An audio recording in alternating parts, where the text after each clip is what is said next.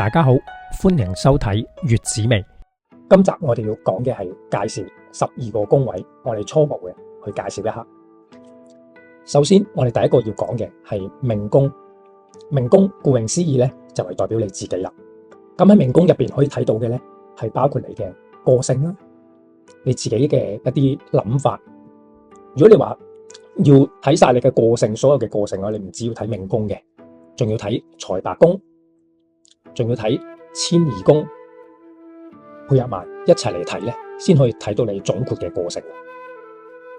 然之後下一個宮位就係兄弟宮。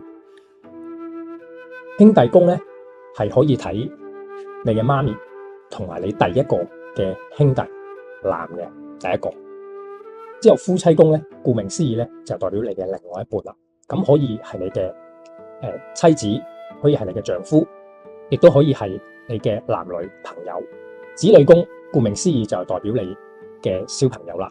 咁呢個子女咧係代表仔仔，都係可以睇到你有關喺性方面嘅狀況，一啲性嘅需求。女性亦都可以睇到子宮嘅一啲狀況。財帛宮咧係代表你嘅有關你嘅錢啦，你嘅一啲賺錢嘅用錢嘅一啲方法。宅宮咧係代表你嘅身體，可以代表你心入邊、內心入邊、骨子裏入邊嘅諗法。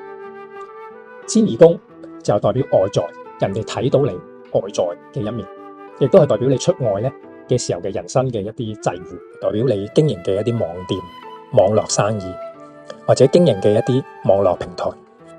交友宮，交友宮咧係代表朋友同你之間嘅關係，你嘅上級同你之間嘅關係，你嘅同事同你之間嘅關係。咁呢個交友宮咧係非常之重要嘅。如果有機會咧，我哋會再詳細講呢個交友宮。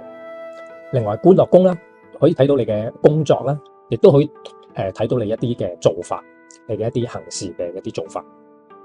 田宅宮啦，就講你嘅屋企啦。例如某一啲星咧擺喺個田宅宮入邊，代表你屋咧個一啲嘅住嘅一啲環境會係咩嘅狀況，都可以睇到嘅。甚至一啲風水有關嘅咧，都會喺田宅宮入邊咧會可以略知一二，亦都可以當做女兒一個宮位嚟睇。福德宮咧係代表講你嘅興趣，你嘅一啲品味，亦都係代表你嘅諗法，亦都可以代表你一啲講你嘅瞓覺嘅睡眠質素，你叫個人嘅精神修養。